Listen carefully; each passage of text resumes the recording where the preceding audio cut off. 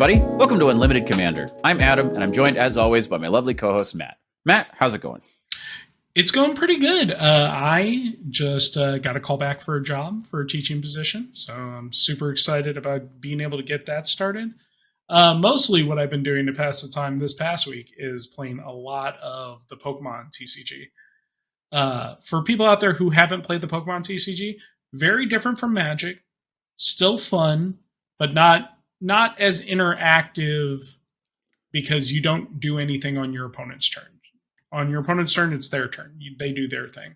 So it's much more of, it feels like, some people say that it feels less interactive. I don't know if it feels less interactive to me, but I feel like the soul read is much greater.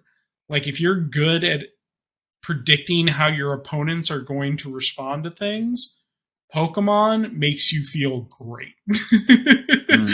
Because you can kind of go, okay, they're going to try to do this, this, and this, and then I'm going to do my turn. And when you pull that off and you really have an idea of how their decks function and work and do that, not only are you going to win more games, but it makes you feel amazing. I do remember that my latest experience was, as I was mentioning to you, is 2017, 18, 19. I actually have no idea. And I was trying to teach my nephew, and like I was just as entrenched in Magic at the time, but like it was difficult for me to like just sit back. That was a big thing that I was, and I also, while I was teaching a child how to play Pokemon, so I was like, yeah, I understand how card games work, and you don't understand how any card games work. So there was like a little bit of a disconnect there, but like I totally understand what you're talking about. I can see why it would be nice to just like sit back and be like, okay, your turn. I'll wait. You know what I mean? Yes, I'll relax. You do your thing, you know? Yeah. And I think that there's some decks where that can be really annoying, like decks that like just nonstop draw cards and have to do all these little tiny interactions in order to get a couple more cards out. I was talking to Adam about it off screen, but like there's a deck right now where there's a card that lets you look at the top two cards of your deck, take one of them, put the other one in exile.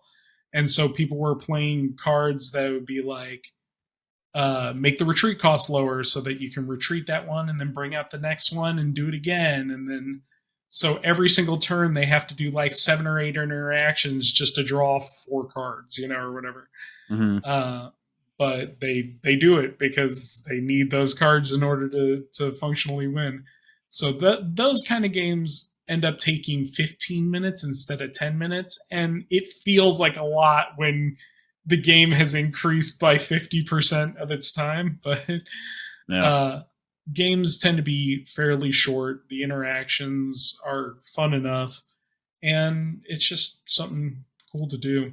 At some point, we'll do an episode where I go over games that we aren't usually talking about on stream, and I can talk about all the weird, fun interactions I've had in various card games. So, yeah, we got a lot to do on that one too, and we're going to touch base a little bit on one down the line here. But it's nice to like break down and step away for a little bit sometimes too. How you got into Snap really aggressive too.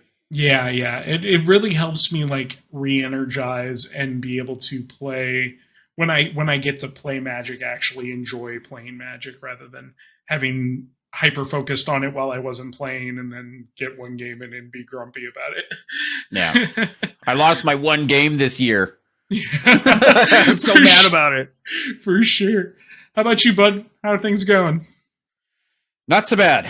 I, too, have been back to the grind. About 8 weeks in now. Finally getting to the point where I'm not just like a bag of exhaustion when I get home. There are still days, of course, but that first learning curve, like the first month or so, was like get home, sit on the couch. That's the night. If I made supper, it was a good day. Like getting back into a routine, especially after taking like all that time to try and see if I could figure out something else, content creation, and get into that a little bit and stuff. So all that stuff that I was doing in like the downtime, now that's kind of, I enjoy it. And I just realized that I wasn't going to make like a career out of it, which is fine. Most people don't.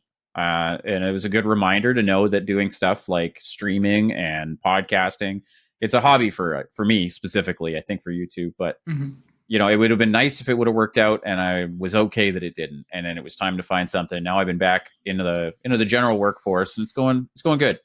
My work schedule is a little funky, where I work half-ish of the Saturdays. So things Mhm. like my Saturday morning stream that I came to enjoy quite a bit is now more of a sporadic thing, but still been keeping on my weekday schedule. So like Mondays and Thursday nights are still going strong. I don't think I've missed too many of those. And now I'm getting to the point where I come home and I've got some energy.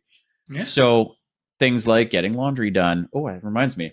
While we're recording, I have laundry in. So I'm gonna have to switch that after we finish up recording here. But otherwise, something that I've been looking forward to for a long time. We've talked about on a number of occasions. Starfield is out now, Hmm. and it is everything I could have wanted from it. It's a typical Bethesda game, so I've already encountered a couple of game-breaking bugs that I just have to like overlook if I want to continue enjoying. I know it's not for everybody. You got that quick load.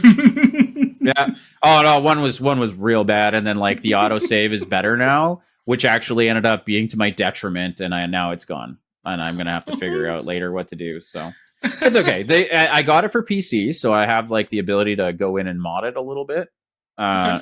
I'm just waiting until I get, because as soon as you mod in that game, it reads that and turns off achievements, and I'm not done receiving the dopamine from the little Hmm. pating when you do something cool. Hmm. So I just wrote that one off. We'll get back. It's not like there's not enough content in the game. I'm the game came out. I got it on the pre-release, so August 31st was its early release day, Hmm. and by the time it released, I was already like 35 hours in. It's a Bethesda game. I'm going to lose like thousands of hours to this game, and over the course of time, I will get the reward from that quest again another time. They also built in a new game plus. I didn't even realize. Oh I have yeah. no idea what it's going to do. Yeah, right. Yeah, that's what I said too. Like part of the joy of playing these like Skyrim, Fallout, large open world games is that like you just keep accumulating. What is a new game plus going to do? Maybe I'll do that one day, but either way, I am super in it. I love all the things about it. Uh, Hit me up in any sort of DM or social to try and pick my brain about it if you're thinking about it. But if you like Skyrim or if you like Fallout, you're going to love it, because I'm finding that this game learned all the lessons it needed to from taking like all the good stuff we enjoyed from stuff like Fallout 4 with building the outposts, Oh and okay. Yeah. Skyrim from its character progression and just generally speaking good stuff. One thing that stuck out to me, and this is the last point I'm going to have, and then we can move on. I noticed casually, I have a companion in the game, as those games are wont to do, where you can have like a buddy roll around with you. And you may or may not remember, when you have a companion in, say, Skyrim, they stand post still. Just when you're not doing anything, you're in a dialogue scene, or you're just like checking your watch while it's sitting there on, or something like that. And then the NPC just stands there staring into space. Now they have it where the NPC has a little bit of AI going on in the background, and while I was standing there, like looking in some boxes and stuff like that in a ship we boarded, my companion went and just casually jumped up on a crate, put her leg up, and just started sitting there waiting for me to finish my business. That's It's cool. it's the tiniest thing, right? Like they created a little bit of like humanity and fluidity to the game that we didn't get the opportunity to previously, and it's neat. I didn't think it was something I was going to appreciate, and as soon as I noticed it, I was like, "Oh yeah, this is the game I want." Skyrim is dead to me. I Like love it. I'm 1,000+ hours through Skyrim over like the 13 years or whatever it is since its Mhm. release. Skyrim's done to me. I am done with it. I will never play Skyrim again. If I'm going to do it, I'm just going to reload this one, start this one over, kind of thing. Friendship with Skyrim over Starfield, new best friend. New BFFs, relationship status update. So yeah, that's what I've been doing. So you can catch me streaming that, because now apparently I'm also a Starfield stream because I enjoy the game too much. That's what I've been doing. So Yeah. yeah, Coming in on your Starfield streams is really great because you can see how much fun you're having, like how much you're enjoying playing the game. And oh, that's huge. Huge. And like, and we've talked about it in stream too, but like the disappointment that I feel from Diablo 4, because I was not as excited, but I was quite excited for Diablo 4. Mhm. And I will say that when it first launched, I was really enjoying it. I liked the grind. The story was very compelling. And then the first season of Diablo 4 came out and it offended me deeply. I don't know how else to describe it. It was just Yeah. they did not recreate the joy I was feeling from Diablo 3, especially in like the seasons, because that's all seasons are, is like start over, grind through again, but with different mechanics, or like Right. basically it's like a magic expansion. The rules are the same. Here's your new mechanics. Mhm. And it did not grab me. Now maybe seasons 2, which is coming out in like October, I guess, and moving forward through the following seasons, maybe it'll get me back again. Mhm. Maybe we'll see. But it's nice to have something I was looking forward to actually pay off, and that's something we're going to get into down the line in this episode too. Exactly. Speaking of releases, I Yeah. think we should go ahead and talk about what we're going to talk about today. So, since our last episode, while Adam was getting his work schedule figured out and me trying to get work going, we've had a few things come and go, and a few things show up, and just a general malaise of news has hit us. And so we want to take a chance to go through some of the stuff that you haven't heard us talk about, give some thoughts. It's going to be pretty casual today. We're not going to get really deep in depth into any in particular thing, but we want to make sure that we talk about all of this stuff as we move into the fall and get ourselves prepped for what's seemingly going to be quite a bit of product coming out in the coming year. Which Yeah. we'll hit it when we get there, but it's going to be some stuff Not as coming hard out. as it's going to hit us. It's true. So I Friggin' think, freight train. right. So should we just start at the last thing that we left off on? I believe Lord of the Rings. Yeah, we had most of an episode, I think, ready to go for it, but like life being what it is, the last thing, the first thing on our list, which is like the last thing we didn't, or the first thing we didn't talk about, we'll just start off from the top. Lord of the Rings, Tales of Middle Earth came out. Was very well received. I did get some of the product, not a whole box or anything. I didn't even get any of the pre-cons. I picked up some of the singles. There was a couple of bangers in there. I got pre-release packs, so we ended up with a couple of the things. We did talk. Did we talk? I don't think we ended up releasing any of it. It was like top picks. The episode we didn't get was top picks to pick up out of the decks, or out of the set, I think. Yeah. So we did an episode on it, and we might release it later on because we ended up having sort of a talk about flavor wins and things like that across the board. Oh, I think we did, yeah. Yeah, but overall, I think we both really enjoy that set. We didn't get a lot of it, but we enjoyed what it brought. Some of the mechanics are going to be hit or miss for Commander. That's sort of the long and short of it. But flavor wise, we both thought it was very cool and we were excited about it. And unfortunately, didn't get to play it much due to its price tag at the time. We did have an episode about talking about the flavor wins in it, though. Yes, we did. We did a full episode talking about flavor wins, which is very fun. It's good, and it's go check that one out. Yeah, go check. It's the one where I'm Salt Bay. Yeah. Oh, that's right. Yeah. But overall, the set seemed very cool. Now things have calmed down a little bit, and they are going to have or they already had the re-release. I think the re-release is coming. But either way, boxes of it now are down to $185 from 250 or something. Yeah. And the Commander decks don't look like they're easy for me to just kind of look at and find.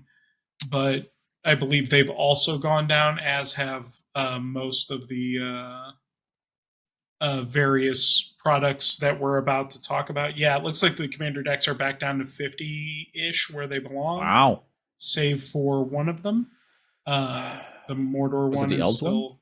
The Mordor one weirdly is $100 on Card Kingdom. The Grixis one? Yep. Okay. Must have had some So there must be something in it that like really kept value. I know And that like the some of the food stuff, one. Hmm. yeah. Like so I know that like it was hard to get your hands on singles out of the precons. I know that we in the unreleased episode, we very specifically highlighted Galadrim Ambush, which Hmm. was the like Alpha Arachnogenesis Yeah. Yeah. sort of. Yeah. And Basically. I to date have not been able to get my hands on one because it's just out of stock Hmm. everywhere that I shop in Canada at all like my online retailers and local game stores. Hmm. So I know that that one is still going to be hard to find singles out of. Still keep your eyes peeled because the singles, I know the singles in like the set proper through the floor. There's if you're not chasing, like if you're not trying to buy a copy of the One Ring or that one really good Gandalf, everything is pennies by comparison. Yeah. One that I ended up picking up that I Lobelia Sackville Baggins, which was like really good at like treasure and graveyard Hmm. shenanigans. And that one I think was like 50 cents or something like that. Like Yeah. Singles. solid guards. Yeah. As usual, singles are skyrocketed low. Mm. Also, I don't think it happened since we originally were going to talk about it, but the One Ring sold. It was 1.6 million Canadian. Oh, I think it. Oh no no no 2.6 no. million Canadian. 2.6 million like freedom dollars. It was Oh, sold to Post Malone. yeah, yeah. Post Malone bought it somewhere Yeah. in the two to two and a Oh, half million dollar it was a range. Canadian that opened it though. Yeah, Canadian opened it. A guy out Um, of like I think Ontario. mhm. It was bought at one of the. It was confirmed to be purchased from one of the face-to-face retail locations, and they have one in Toronto and one in Montreal. There you go. I don't remember which one. But yeah, Post Malone bought it, and it changed somebody's life. So good on that one Yeah. person who Also got that. became the Got single most expensive Magic card anyone's ever bought or sold. So Mm-hmm. goodbye, Black Lotus. You are dethroned. Yep. And I think it's great that they can have these premium versions of cards. I hope that we still continue to see stuff affordable, and I hope that we see the prices of singles drop even further. I want people to be able to play the Lords of the Rings stuff because it's fun. And all Magic cards. So I have one thing that I wish didn't happen about that. I fully agree, and I think if you ask anybody that we hang out with routinely, we're all the same opinion. Mm-hmm. Have expensive chase versions of things. Also have cheap AF versions of the same thing. Mm-hmm. And one example of that, for example, that's like personal to me is that I'm happy I have my Optimus Prime card out of Brothers War. I will never ever ever own the $500 version of that card because I have the $3 version of that card and I'm happy with it. This is what I want out of my life. Mm-hmm. What I wish didn't happen was that it drove the price of product so high that it artificially inflated the cost of singles for too long as people were chasing this one very valuable card. Mm-hmm. That's my only complaint.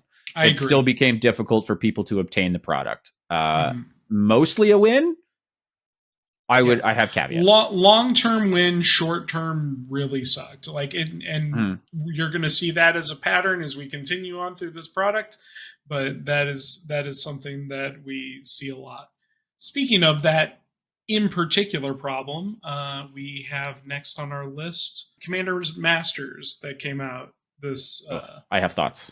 Yeah, so I don't know how long we want to spend on it, but I want you to be able to say what you got to say because I know that we've talked. Yeah, I have actual experience in this, and I will say, as again another caveat, we have another unaired episode that we recorded that I actually am personally not sure because it kind of really breaks our mold of being typically positive. Mm-hmm.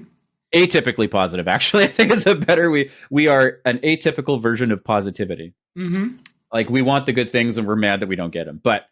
That one was particularly. I think we were both coming from like a really uncomfortable spot as we recorded it because on top of like Commander Masters coming out and being astronomically priced, we were also just struggling with not having time to play as like grown human beings and how much we were seeing at once and it just like impossible to keep up with all our decks and stuff, but.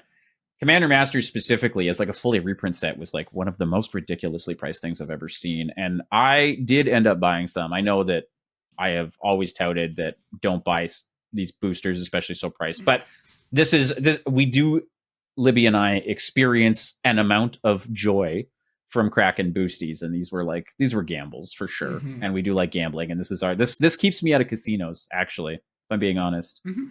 Booster packs keeps me out of like scratch and wins at the convenience store.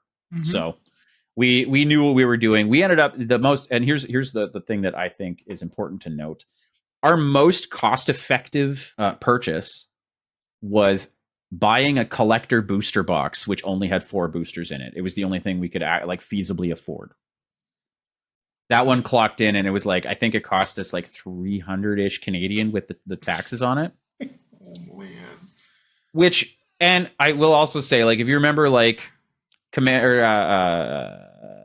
Double Masters 2, like 2022 or whatever it was, like those collector boosters were 90 or 100 Canadian dollars. And we got these ones at like 87 or something like that when you shook down the map. Yeah. So like, it's not more than I've spent on other ones, but like it was still more valuable to do that, because at least with Double Masters, when you got a regular booster pack, it was the premium price of like $10 or $12 Canadian or whatever it was. Not, and I am not exaggerating here, 33 Canadian dollars for a set booster for Commander Masters here. It was absolutely wild. It was so over the top. And we're still seeing issues with that. I just went and did a quick look. The Commander deck that came out with that, the Eldrazi one, still selling for $135. Correct. The set booster box still at $380 on Card Kingdom. Yeah. Not a freaking chance. It's too much. It's wildly too much. I do not suggest buying that at that rate. You will never make your money back. There's just not enough. Yeah, there's just not enough good stuff. I didn't. The prices of singles, however, so the Eldrazi deck, $135. You can buy the Eldrazi Commander on the same site for $25, and that is literally the only. Did it go up? Cool. Yeah, it's like $25 for the Eldrazi Commander is literally the only reason you want to buy that deck anyway, because the rest of the deck is just like normal. Like it's not like they put in like Ulamog. Cloud. I have sold 3 Cloud Piercer slivers over the course of the last like 4 or 5 years. That's in that deck. Like the cards that I have cycled out of my collection because they just like, it only goes in one deck, and here you go, here's another one. Like they keep reprinting these, and then they put it into the pre-con, and it's like, cool, but could you have just done this with like the new cards in a set, or maybe it was like a small set or something? I don't know. I don't know what to tell you. I am upset. Yeah. And the stupid part is I cracked that stupid Commander in one of these boosters, and when I looked it up, it was like $3. And $3. Yeah, it's wild. But like, just remember, folks, if a card costs too much for you, don't get it. And if you need to use it, print it out. It's fine. If your commander group can't handle you using a proxy of a $25 card that only exists in unreasonably expensive packs or a $135 commander deck, don't play with those people. Like, just don't play. But however, I will say that there's like one tiny positive, and this was like the closest we were going to get to meaningful reprint on a few things, and some stuff that we have talked about in the past, again, whether it's aired or not.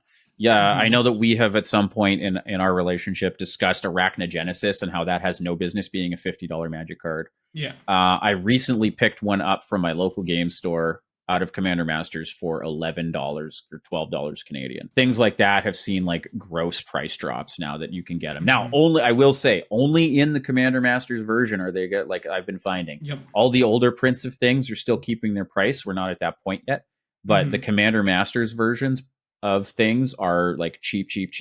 So take a look at your local game stores. See, Generous Gift got its first reprint. I think this is its first reprint since Modern Horizons. And that one is like 50 cents or something like that if you get it, and it was like a $3 uncommon before. Also immediately to be outdone by an uncommon in Wilds of Eldraine, but whatever, we'll get to that. Arachnogenesis is $8 American right now, And even the Perfect. Commander 2015 one is down to 18, 19. So like Nice. that gives you an So we're idea starting of, to get the effect going. yeah, that really shows you what happens if they reprint cards, because Arachno Genesis is a great, fun, fair card that you can play in Commander, and it's great. And the fact that one reprint has dramatically decreased the price, because I think the last time we talked about it, it was over 30, wasn't it? Oh, easily. I'm pretty sure it's 50 Canadian. 50, yeah. So whatever 50 that, like, so Canadian, like yeah, so like 40, 42 or something, 37, whatever, yeah. whatever the Yeah. math worked out to at the time. But Yeah. And we're at almost half of that at this point because of the nature of reprinting. So yeah, definitely get your singles after reprints have gotten to plummet. Like that's why you wait 2 or 3 weeks, maybe even a month after a set comes out before you start buying significant things. Does it mean you don't get the shiny toy when it's new? Absolutely. But, you know, my mom used to say Transformer transforms either way, whether you buy it on. Oh, and that's exactly it. I will tell you. Let's look through the pile of cards, the singles. These are singles I've purchased over the last while to put into decks that are still sitting on my desk. Here, let's see. Chandra Hope's Beacon, still sitting on my desk from the local game store. That came out in March of Machines. Here's Gold Warden's Gambit out of the All Will Be One Commander set that's still on my desk. We talked about how Skyboon's Evangelist was a really good pick out of the New Capenna Precons, New Capenna Commander stuff. Yep. Still sitting on my desk here. Here's a War Room from Original Commander Legends. Like you don't end up putting these into decks right away. Play the decks you have. They're probably going to do just fine. If you see one card you really like, go get it. But think about how many cards you have laying around if you're an avid collector that just don't see play. And nothing burns my biscuit more than having a pile of cards I don't play. And like it's driving me to drink over here, honestly. Yep. I've got about 20 cards left to get for the Asmarano Martika Dice and the Kuldakar Guillaume food deck. And now they just brought out a whole new set with a bunch of food in it. So I might have with the amount of product. Yeah, might have to just replace the cards that I was going to get with cheap cards from this new set. And it'll be fine. It'll be good. It will be fine. It'll be fine. It's Commander. It was designed to play with the junk you weren't playing in any other format anyway, and now here we are with cards made for it, but there's so many friggin' cards. Just build your deck, play your deck, enjoy it, and then if you want to update it, cool. But like, don't feel obligated to update it because you're going to end up just killing yourself playing it. Like, this is what I think, and that also came out in that same episode, is like, when you and I specifically, when we don't play, we accidentally build 9s and 10s. Yeah. Because we just spend all of our time theory crafting and tweaking. Don't be that guy. Just play the game. Yeah, just play. And when you're not playing, please find other things to do. Speaking of other things to do, the next thing up on our list, not Magic related, Lorcana, the new Disney card game, came out. The first set sold out, I believe, in less than 3 days or something like that. Couldn't buy it anywhere. I went in on pre-release weekend to my LGS, didn't realize it was a pre-release. I heard it was just out. And it was even on the radio. My local game store had a radio ad saying, come check us out. We got this new Lorcana game. I walked into my LGS and they're like, oh yeah, we're done. Yeah, we're out. Very instantly out. Now, 2 things I can say about that. One is, at the price Lorcana packs are at currently, I do not suggest people go try to buy the first edition Lorcana packs, but Disney and Ravensburger have already said they're going to be doing an unlimited print soon.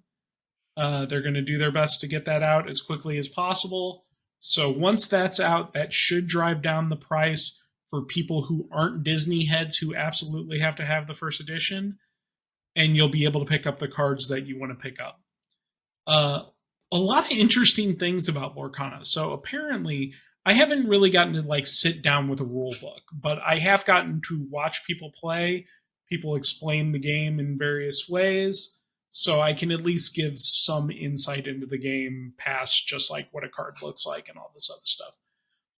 But essentially, there are more than one way, more than one format right out of the gate for Lorcana. So there's like a standard-esque format, which is you can only play 1 or 2 colors in a deck because they don't have a way to like their mana, their version of resources is not colored, so they limit your colors in decks so that you can't just play the best of everything. There is a version of Constructed that has 4 copies of a card at max, and there's another version of a Constructed format that has an unlimited number of cards of copies in a deck. I saw a deck go where someone had put like 3 different cards in their deck. It was like 13 copies of one card, 15 copies of another, and then the third card filled in the blanks or whatever. That was like a big winner on the release date tournament or whatever. Okay.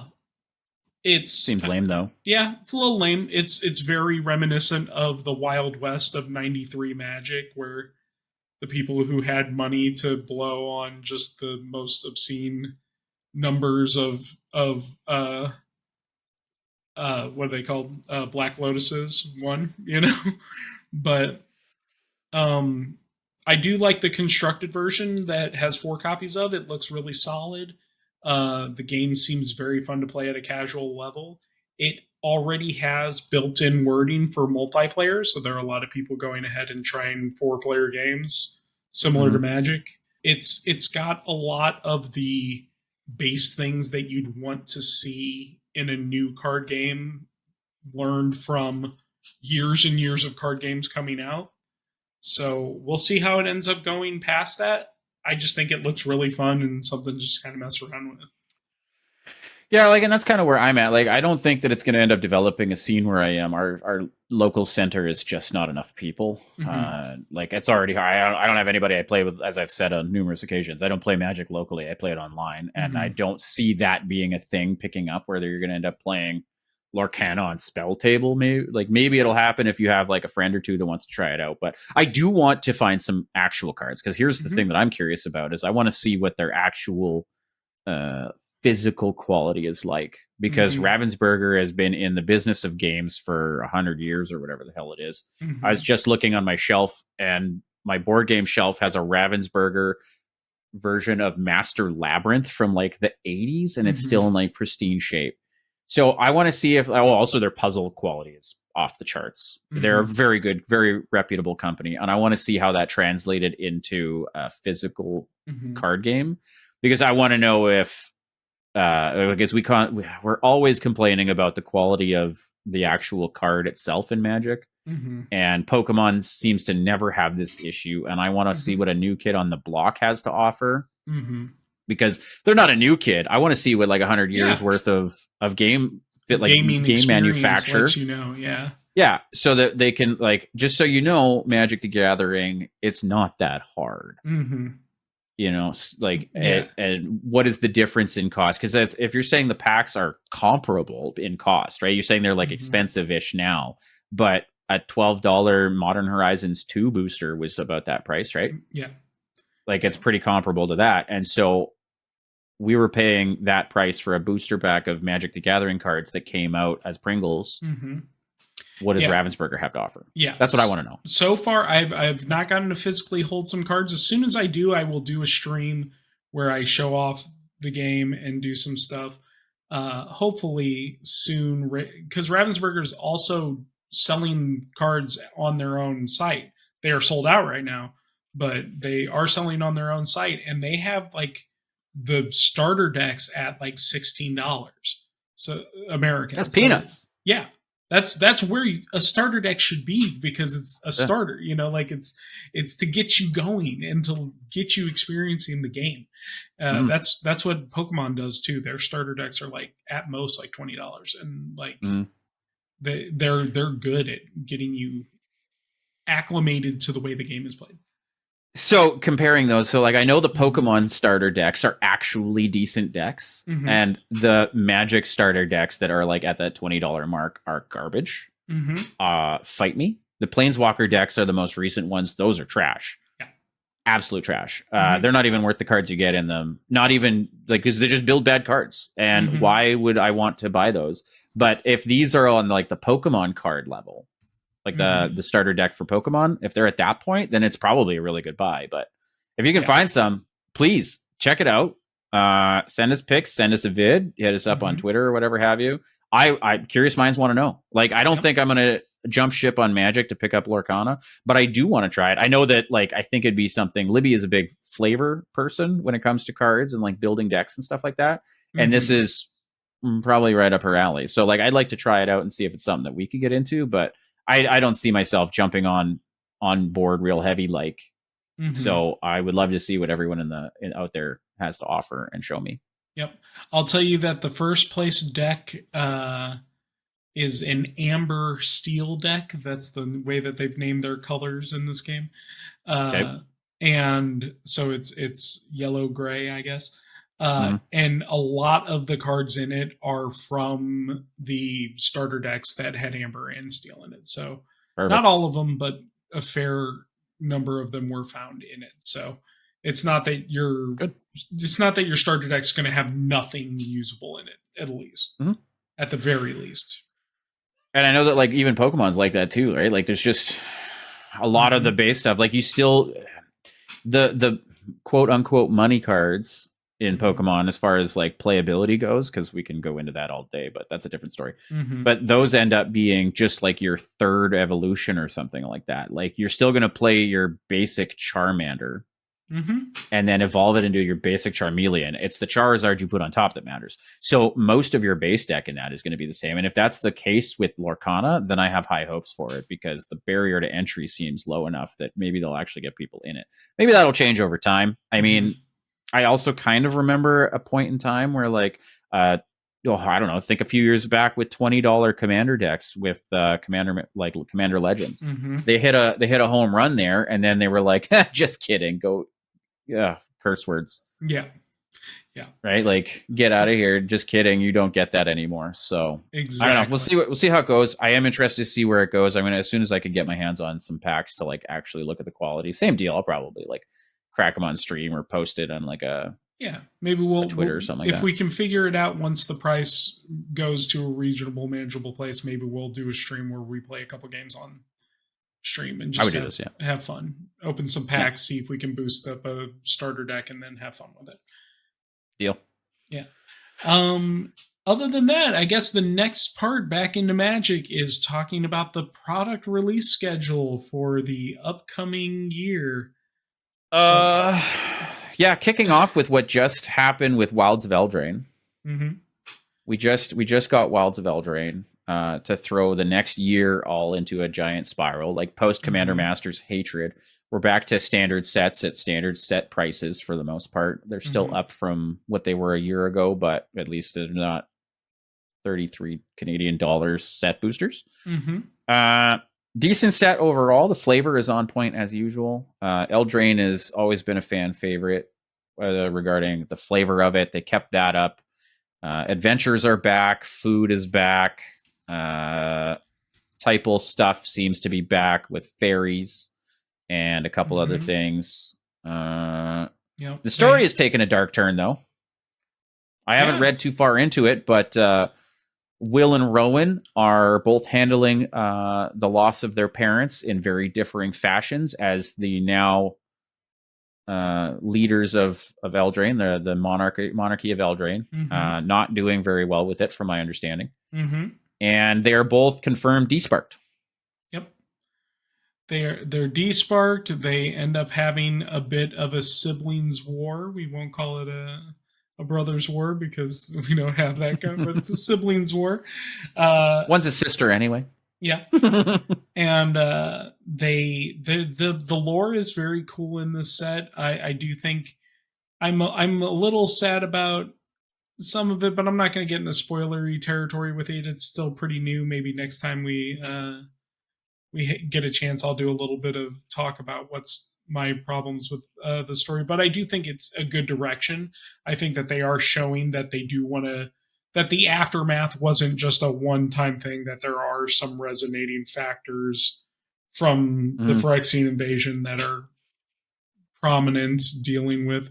And this is one of them. The reason why the twins are in charge is because the parents are dead.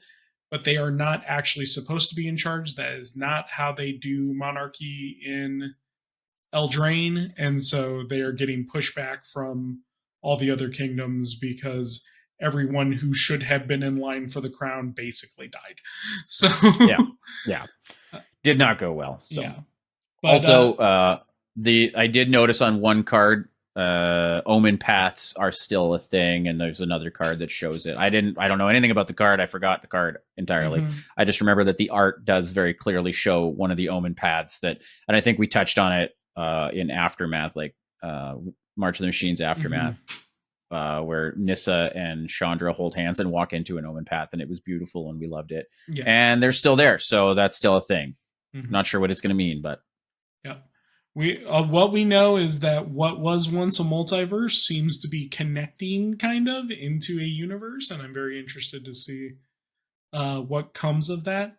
But yeah, the set again, flavor very cool. The commander decks, apparently the one commander deck, the fairy commander deck, is originally unique, seems cool, has a lot of good stuff in it if you are trying to build a fairy commander deck, so probably worth a buy. The other one is a green white enchantment deck that just came out on the heels of a better green white black enchantment deck from Commander Masters, which is probably the only affordable Commander Masters precon of the precons. I will say that like the face commanders are doing different things. I may or may not. We're doing this one so that I can edit it in a very short fashion. So maybe there's a card on the screen, maybe there's not. I don't know. Yeah. But they're doing very different things where like the black has like a recursion aspect to it, like as far as the Abzan, because it was an Abzan one out of Commander Masters. And this one I think is more about the role cards that like the role enchantments that have come out with. It's one of the main mechanics is the roles that are like a token enchantment aura. And it has more to do with those. So it is an Enchantress style, and you're going to end up with a lot of the same greatest hits in a Selesnya / Abzan Enchantress deck. But from my understanding, it plays with it differently because rather than just being a hardcore Enchantress build, as we are all very aware of, you still need creatures to exist. And non-token creatures is actually the way it's worded.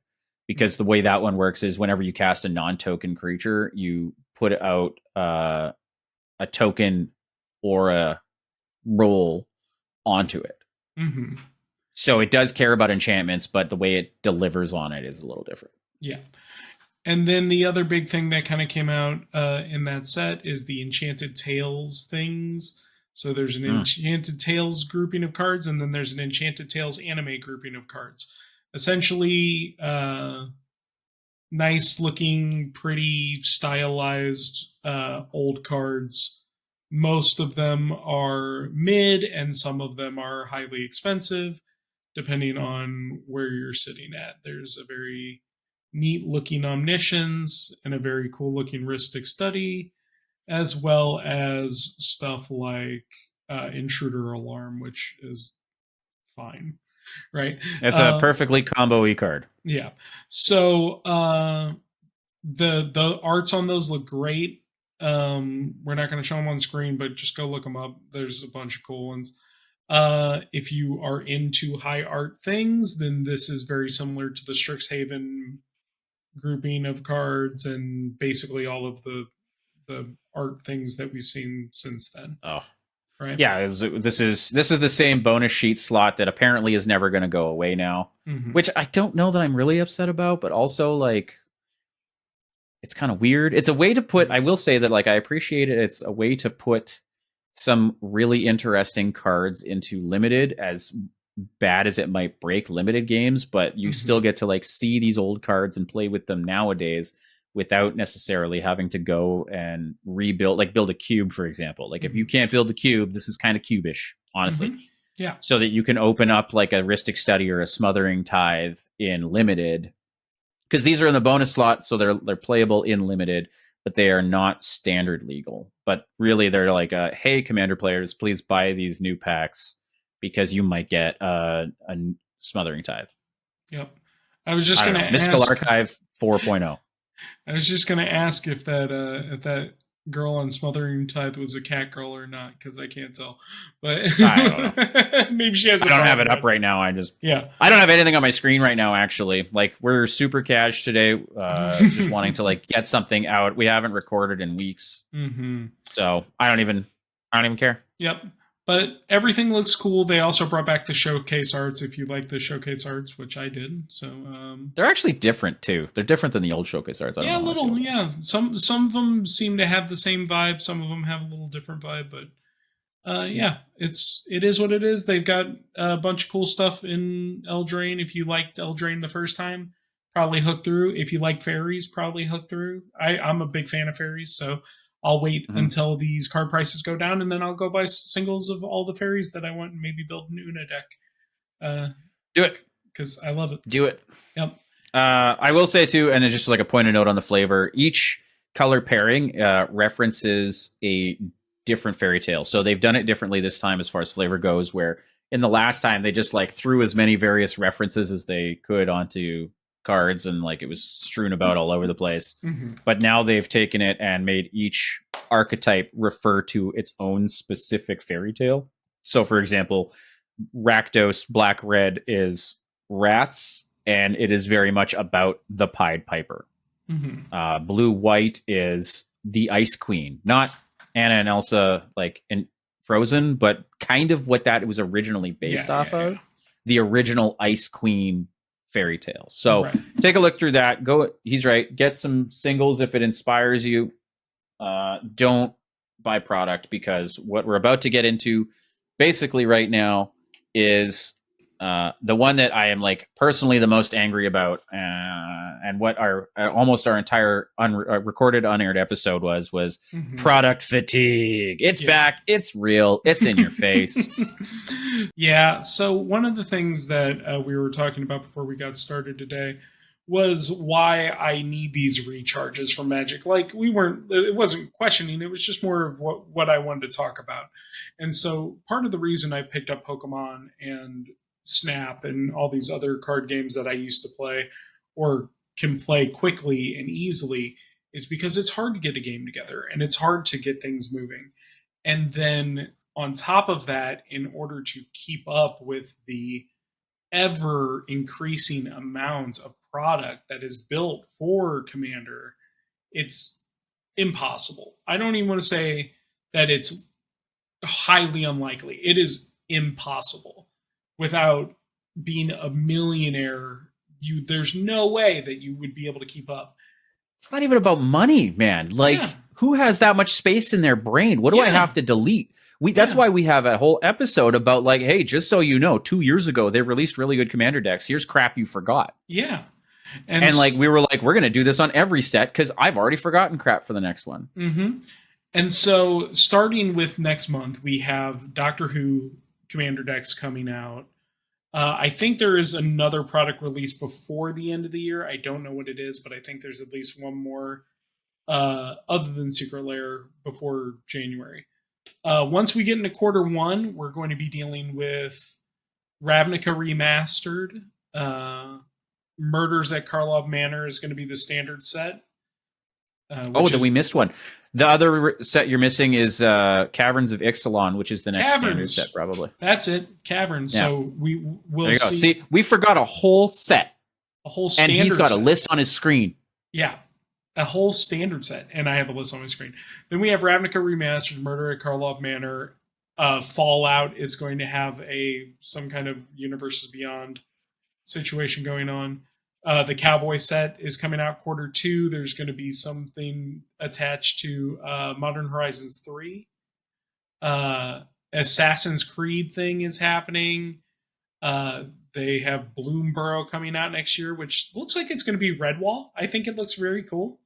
But am I even going to care about it by the time it comes out? I have no idea, because before that, they've averaged that there's going to be at least one product thing per month all the way through. So, and then also in Q3, they've announced Duskmourn, which is going to be a horror theme set. Unlike like a Betrayal at House on the Hill kind of deal. Yeah, they said it's going to be a horror theme set, unlike Phyrexian or Innistrad. It's like it's a haunted house. The entire plane is a haunted house. Yeah, the entire plane is a haunted house, and the one picture they have of it has a very eldritch looking being. Yeah. So like because it's I'm pretty sure that they're taking their inspiration from like Betrayal at House on the Hill, like Cthulhu vibes. Even though we already have Cthulhu vibes from the Eldrazi, but whatever. Yeah. But this is actually going to be horror. Yeah, like I wonder if they're going to do like a sanity type deal in that one too. Maybe that's going to be a mechanic, right? I wouldn't be surprised at all. And like, it's not that any of these things don't sound exciting. Like, I know some people who are highly excited about Cowboy Set. That horror set, if it did have a sanity mechanic, that sounds really fun to me. And I love Clue, and the big joke right now is that Murder at Karlov Manor is going to be Ravnica Clue edition. Set. Yeah. And they're even going to bring out, it looks like they're going to bring out a Clue set that is Ravnica. Like there's going to be a Clue game that's Ravnica.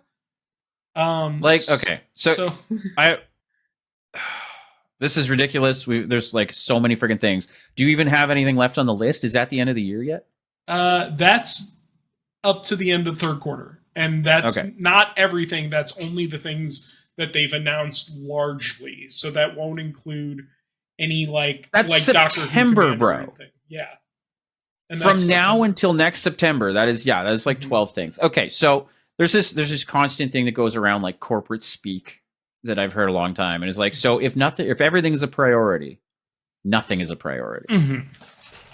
How are we supposed to prioritize? Here's my advice to everybody, and my advice to you personally also, because I know that we're going to struggle with this, you and me. Prioritize none of it. None of this is a priority. Don't get any of it. That's my advice to you. Now, ignore me on the one that piques your interest. Final Fantasy, by the way. I don't think you mentioned it, but that's also due. Yeah. Final Fantasy, the set, is coming out at some point, too. That's right. There's going to be some kind of Final Fantasy set. Prioritize none of it. Don't buy any Magic. Don't look at any Magic. Don't look it up on Scryfall. Don't look at any spoilers. Don't pay attention to any of it. And that way, when something does catch your attention, you can perk your ears up. Don't be like us, where we still got to go through. I will tell you that this has been like, and work is part of it, but I was the least engaged during Wild of Eldraine spoilers. I have no idea what's in that set. I know that there is a functional reprint of Generous Gift. I know that Korvold has a slightly less broken, but still really good version.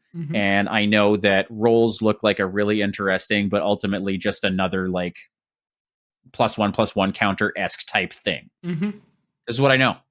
A whole set came and went. We make a podcast. Yeah. And I don't care.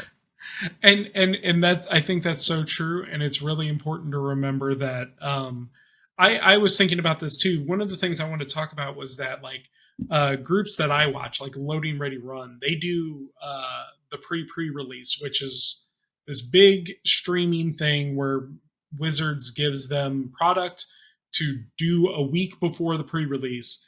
And they do like draft or limited, whatever they sealed, whatever they have time for. And it's an all-day event that happens a week before pre-release just to show off some of the new cards and kind of give people an idea of what's going on. They are having problems keeping up with pre-releases, which they don't want to stop doing because it is a big portion of their revenue streams is just getting people to come and see the new cards and getting a part of things.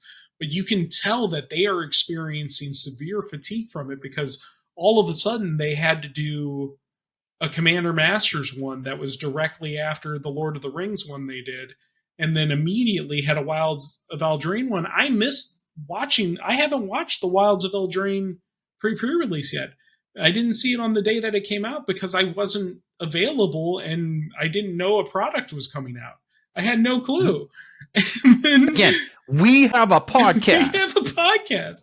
And I think one of the things that I want to make sure that we talk about, though, is that like we've done like set reviews in the past or set previews in the past where we're like, we want to talk about some of the cool things that are coming out because we do want to stay relevant for you people out there who are listening who want to hear about the new cards and want to hear what we think of the flavor of a new set or whatever.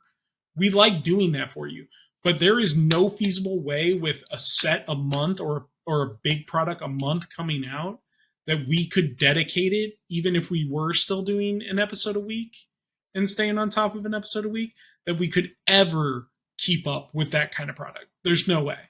There's absolutely no way. No. And Like, you're going to see that a lot from podcasts. They're going to stop doing set reviews and stop doing set previews because they're not going to be able to keep up with the momentum of it. especially like a couple of guys podcasting, like I talk about, like they specifically avoid them over at Commander Cookout. Mm-hmm. This is not a set review episode, and they'll still talk about some cards, but like it's they can't do it because they're two guys with jobs, just like you. Well, you and me, two guys with jobs. They have an editor too. That's not just us, right? Like I am our editor, you are our editor. They have editors for their various series that they put out, and they don't have time for it. Command Zone. Notorious for having the up-to-date, they're on top of everything. A lot of their stuff sponsored by Wizards. They get lots of previews to have lots of time. They had to hire a whole other host because the two of them couldn't handle it. Yeah. And they have what? And then 25 editors or something? Or 25 people in their team like they have that? They have a team. They have a business of people, and they struggle to keep up with it. How in the hell are you, Joe Blow, at your home, who's got bills and kids and whatever else? Because honestly, that's the majority of Magic players. It's not kids. It's people in like their 20s, 30s, 40s, 50s. Y'all have responsibilities. How are you going to keep up? We have a podcast. We can't keep up. How are you going to keep up? This is one of our main hobbies, one of our main sources of joy, and we can't keep up with it. So I don't expect you to. So buy none of it, and then ignore me as you see fit. That's my advice. Yep, I think that's the right thing to do. And like I said, as far as we're concerned, we're going to truck along doing the ones that we feel like we can do, and the ones that we have interest in, because we're hoping that our interest will spark some interest in you. But we're not going to try to keep up with every single release not a chance. That's coming out, because it's just not worth it. There's not enough hours in the day and not enough energy coming from us personally to be able to just like read through. I can't read through every card in Wilds of Eldraine. I just looked at the spoiler and I was like, what? My laundry's still in the washer. Remember that? Yeah. I'm taking my podcast time to do my friggin' laundry. How in the hell am I going to read through 12 individual entire Magic card sets and like figure out which ones are which? Evaluate them based on which one's draft chaff, which one's actually good for constructed play, and which one are going to be the money cards. I don't care. Yeah. I don't care. You know what I'm going to do? I'm going to play my cube a bunch. I think that's my resolution for this year is I'm going to get as many cube games in as I possibly can. I'm going to get that thing spinning like a top, and maybe some of these cards are going to find a home in there. But like that's my resolution for the next 12 months, because we don't have the time or energy, as you know, we're trying to like reestablish our lives. Like you said, we haven't had an episode out in almost 2 months. Yeah. As far as like when we checked today, when was our last one released? And you said it was like July 18th. Well, this one's going to come out on like September 9th, 10th, 11th, or 12th, somewhere in there. Yeah. So that's because we're trying to like be human beings, be adults, and there's not enough time. There's not enough time in the day for us. There's not enough brain capacity. So yeah. So we want you to take care of yourselves the same way that we need to take care of ourselves, right? Just be careful out there and make good choices. Don't push yourself too hard. So we got one more thing on our docket. Okay, so the last thing on our docket, last news story that happened recently, unfortunately, Godfather of Commander, Sheldon Menery, has passed due to cancer. 7 years battling cancer, passed this past week as of recording. We're all pretty taking it in different ways. Some people are incredibly upset. Some people have no idea who Sheldon is and what he did for the game that we all love and enjoy.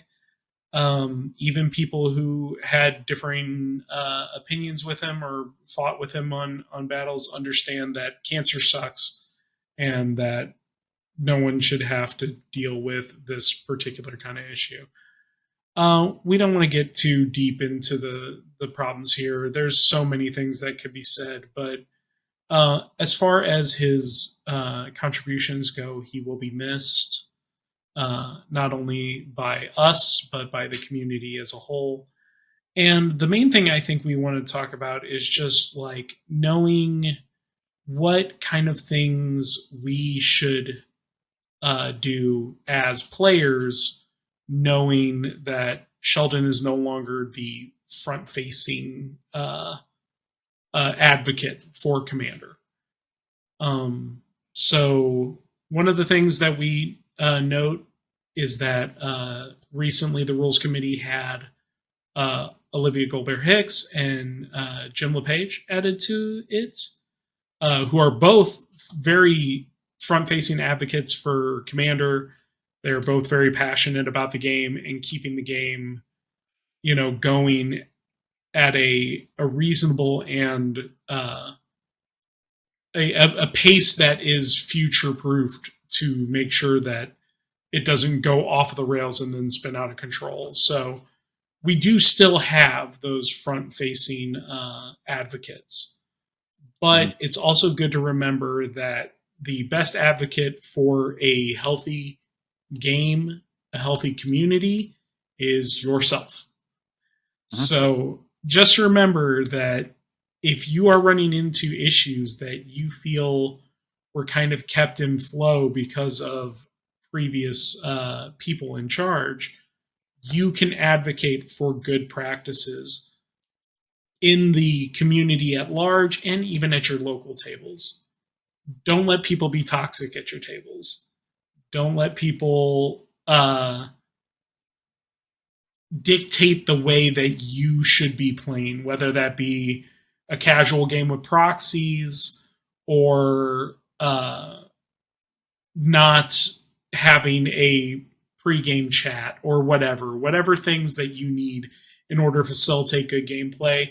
Advocate for them and advocate for your friends who will want your help standing up for the game that you guys are trying to play.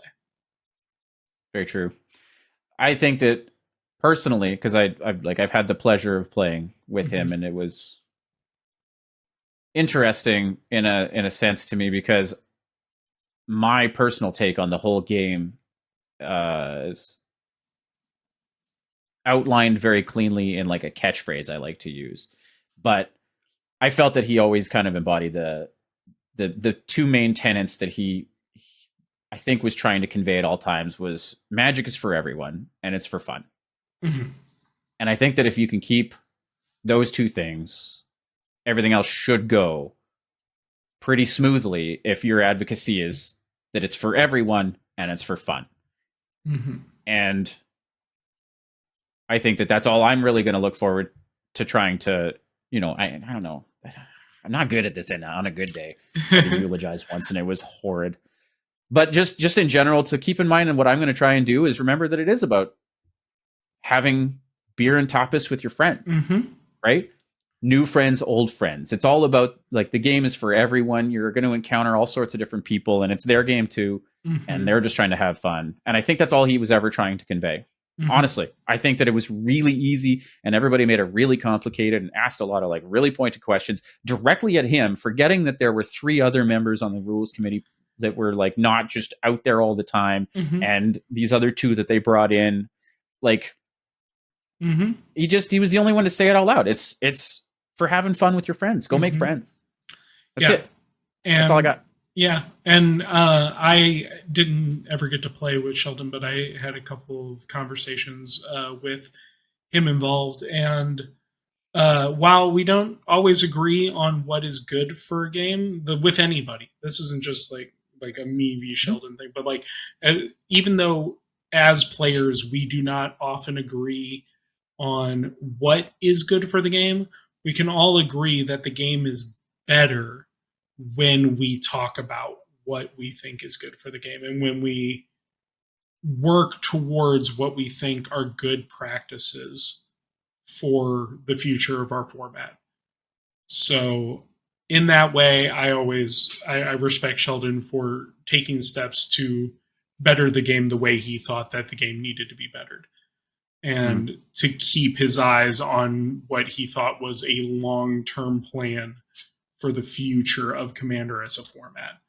So remember that in your own lives too, especially as all this product starts coming out and we're dealing with more products focused toward Commander and things like that. If you know that a card is bad for Commander in your games, in your life, in your tables, don't play them. Like, make noise about it. Be loud about it. Don't take it out on players at your table. Bring it back to WotC and make WotC deal with the expectations that we have held to Commander for the last 20 years or whatever it's been, and make sure that your voice is heard, because you're the only person who can speak for you. At the end of the day, you're the only person who can advocate for your well-being. So make sure that the people who can do something about it hear what you have to say. Mm-hmm. So I think there's going to be a lot of talk, and I do not like eulogizing on a good day. So I think that that's probably where we're going to very scriptedly wrap that one up. He will be missed. I really enjoyed getting the chance to meet him. So and I'm sorry that you didn't, but it sounds like you had some good exchanges with him. Despite our differences in things, I felt like he and I had a lot of similarities in our passion for the things that we loved. And I won't forget that anytime soon, for sure. Amazing. Yeah, I know. I don't think very many people are. Yeah. Very beloved. So on that, I think that is all of the topics that we had planned out for today. Thank you all so much for coming and listening and catching us on the highs and the lows over the last couple months while we've been getting our things together. And thank you for being patient. In a group. Yeah. Thank you for being patient. Poop in a group is one of my favorite phrases of all time. So thank you for throwing that one in there. I like it. But as always, and for the first time in quite some time, thank you so much for hanging out with me today. I appreciate you. Always. And friends, we will see you next time on Unlimited Commander. Have a great time. Bye. If you liked what we had to say, consider supporting us on Patreon. Your support goes directly to growing and improving the show. You can also like, follow, and subscribe on YouTube or your favorite podcast app. Make sure to comment or leave a review. The cast can also be found on Twitter at Unlimited Commander. You can find Matt's Twitch, Twitter, and other YouTube projects at knowledgepoolmtg.com. And Adam can be found on Twitch and Twitter at Adamus_Prime86. Our theme song is Polaroid by Harris Heller, licensed by Creative Commons.